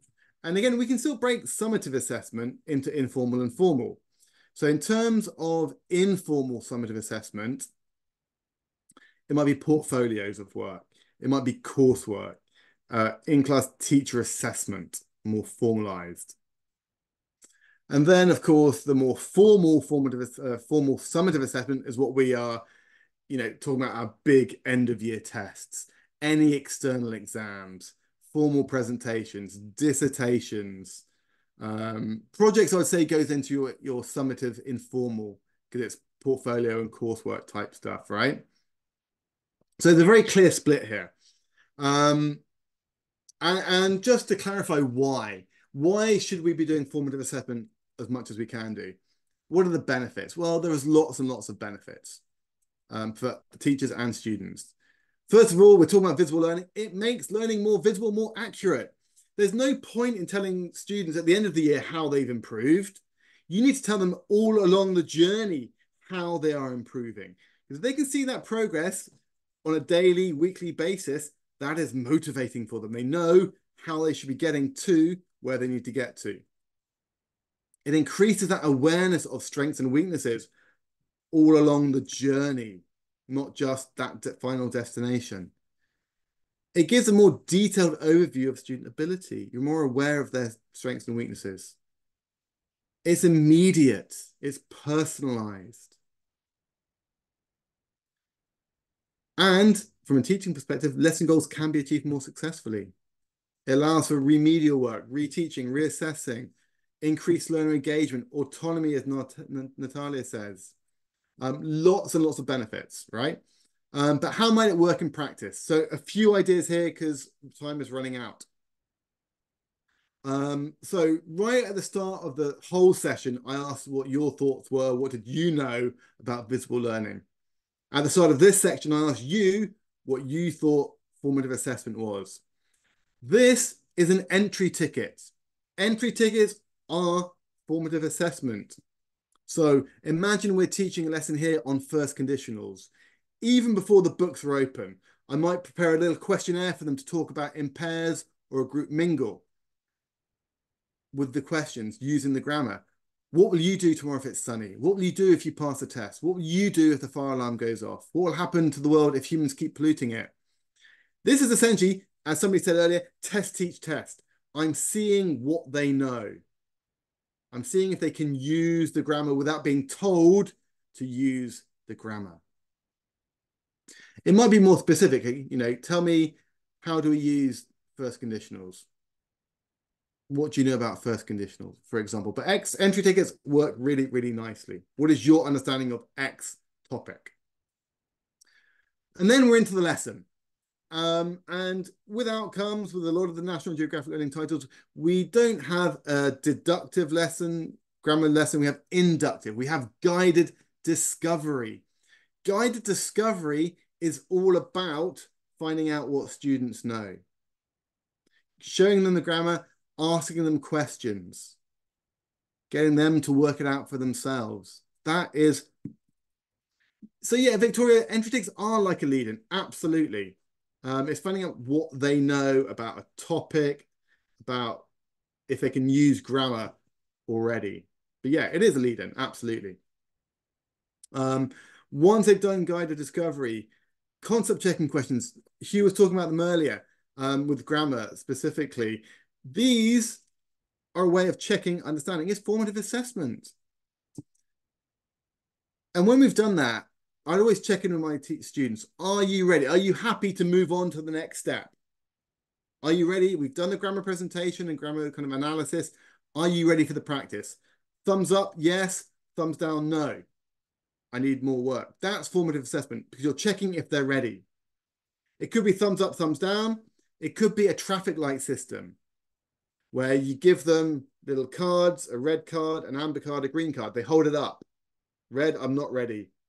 Amber, yeah, I'm just about ready to go. Green, let's go. Or you could do something called fist to 5. So you're asking your students, are you ready to go?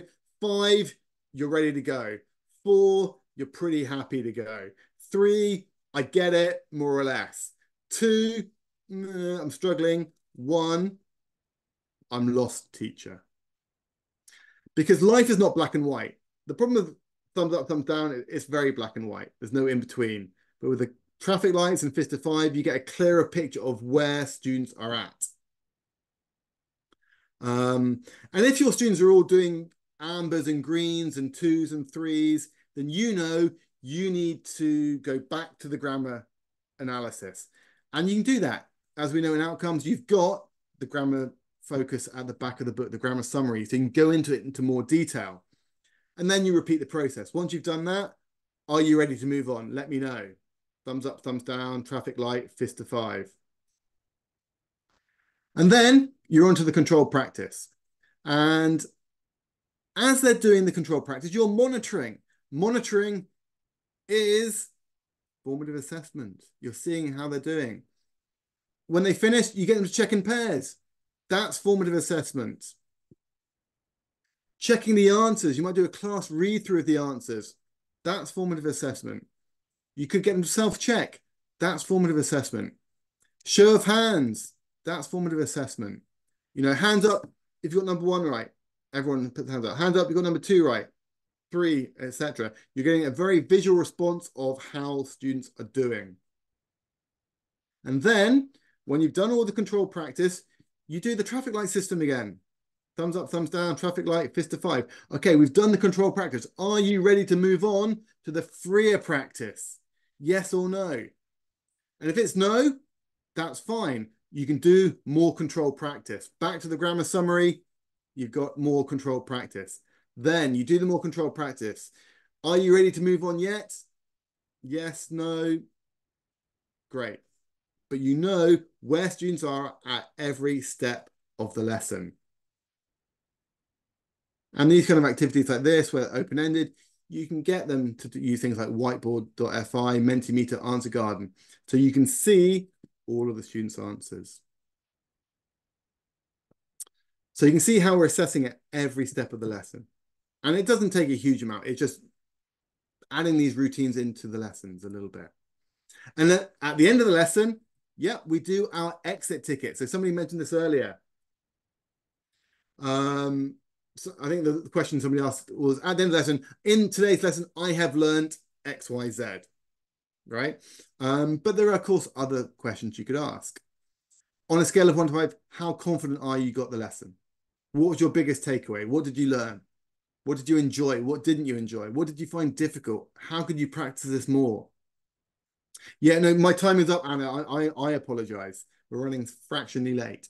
And it allows you them to reflect on their learning. And hey, it shows them how they have improved. They see the learning. It is visible to them. Or you can just give them slips. And these can come in all kinds of different shapes and forms. Things I learned today. 3 things I learned today. 2 sentences using the target language. 1 question I still have. Today's exit slip. I got it. I need more help. I liked. I didn't like. Etc. Etc. Exit slip. How confident are you? From unhappy face to smiley face. And those exit tickets, they're just one version of reflection opportunities, okay? There's lots of different ways that students can reflect on their own learning alongside those exit tickets. Now, I know time is up, so I'm just going to jump a couple of slides so that we don't run out of time completely. But the point I want to make is that self-reflection influences learning in a significant way because it makes it visible to them. It facilitates a more learner-centered classroom. It makes it more objective and honest about how they're doing. They can see how they're doing. It increases engagement, motivation, and confidence. It helps them to be more autonomous. It impacts positively, and it makes learning visible. And that is why Outcomes now has a reflection section at the end of every unit. So these kind of things. Work in pairs, discuss the questions. This is all about reflection. You can do it at the end of a unit. You can do it at the end of a lesson, end of a semester, term, however you want to do it. So that's one way of doing it. Can-do statements is another way of getting them to reflect at the end of a lesson. And, you know, this could be done as an exit ticket as well. So in this case, I can accurately use will and going to make future predictions. I can use may, might, etc. I can use set phrases for talking about uncertain plans and predictions. But what's important here is it isn't just a tick box activity. Because like we said earlier, life is not black and white. There's lots of shades of gray in between. So you put numbers in the boxes. 1, I can do it, but not very well. 5, I can do it perfectly. And if you've put in a low score, what can you do to improve your low score? Get them to think about it. Other reflection activities. This one's called the good, the bad, and the ugly. And this is specific to a spoken performance or a written performance. What was good about your work? What was bad? What mistakes did you make? And the ugly is, what could you do differently? How could you improve on what you wrote? Okay, but all of those have reflection at the heart of them. Okay, again, I'm just going to jump a couple of slides because time I know is up, but we aren't very nearly finished. So I'm just going to sum everything up. So we've covered an awful lot in this session. Hopefully you have stuck with me and followed me all the way, but we can make learning outcomes visible by communicating clear learning outcomes in the first instance, by using those success criteria, by incorporating formative assessment at every stage of the lesson, the beginning, after step 1, step 2, step 3, step 4, and of course at the end of the lesson. And of course by providing opportunities for reflection at the end of a lesson, at the end of a week, whenever you want to drop that in. I'm just going to finish with a quote from the Times Educational Supplement, which is kind of the #1 place to go for education in the UK. And they said this: visible learning is the holy grail of education. What more can I possibly say? If we can implement it as much as we can do, we will see an improvement in our students' level. Of course, we've got to have great content as well, a great vehicle and a great teacher, but we also need to have the right activities to do that as well. So I want you to take some time to reflect. Think about our goals from the beginning of the session. Have we covered everything? Have you improved your understanding of visible learning? Can you talk about it? Can you implement it? And what will you do more of to make your students' learning more visible? Which ideas will you try out? Let me know in the chat box very quickly. What ideas from today are you going to try out? And as you're doing that, please add any questions in the chat box. For more information about outcomes, please visit the outcomes website, or of course, contact Irina at Linguist. Stay connected with NGL, with more webinars in focus, blog as well, and of course, with Linguist. And all of their contact details are there. So thank you, all of you, for attending, because I know times are incredibly difficult for you all in Ukraine right now, and our hearts and our thoughts are very much with all of you. And the fact that we had 900 people sign up is phenomenal. We've had over 350 people attend as well. Phenomenal. I cannot praise you enough. So thank you for coming, and hopefully you've got lots of great ideas from Hugh's session and from mine for your classes going forwards. I'm trying to keep up with some questions in here. There was a long one.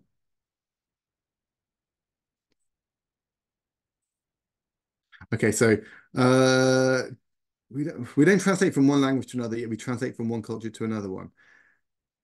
Do you agree with this concept? Woof.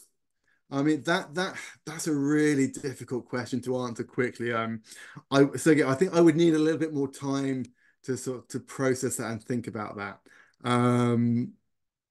But I think the translation one, yeah, it's not a matter of words only, it's a matter of making intelligible a whole culture. And that's kind of what Hugh alluded to earlier in terms of literal translations don't work, right? I haven't seen you in ages was his example, right? So it's not a matter of words only. There's so many different aspects connected to that as well. Cultural, formality as well. But like I said, I think that's a much deeper question. And maybe we don't have time for that today. So look, I'm going to stop sharing for now.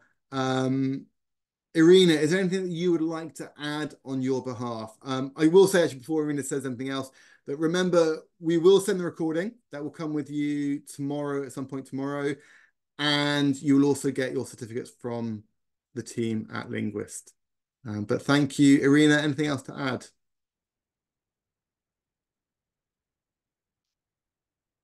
There she is. Hi, everyone. I hope you also have all these emotions but it's hard to deal with. There's a lot of knowledge, a lot of ideas, a lot of inspirations. And thank you, Alex, for giving us this prep talk. I believe we are already inspired to go for the next learning year and have this summer intensive also. Yeah, I see people asking. Yes, I believe Spark platform is innovative. I also use on it, and stay tuned. I know that we provide you with courses about it and how to teach more with Spark. We will be giving you more information. Visit our Facebook pages and also visit Linguist site. It's really easy to find. It's Linguist UA, so obviously just Google us, or if you have your personal manager, it's time to ask for your personal copy of outcomes, as I know that right now we have a limited number of copies in Ukraine, so please come and take your one before ours. Yeah. So. Perfect. All done? All good? Yeah, I believe I said everything, and it's time to prepare certificates, it's time to prepare materials and samples for teachers to implement everything that you told them about. Yeah. Well, let's hope so. And, you know, we will be, of course, doing more webinars later in the year. But for now, I mean, good luck with your end of the school year. I hope that you can enjoy the summer as much as you can do. And yeah, we will see you, I'm sure, very, very soon online. So take care, stay safe, stay well, Slava Ukraine. And yeah, look after yourselves, everybody, okay? Take care. Bye-bye. Yes, the heroes, yes. Exactly that. Ciao, ciao. Bye-bye.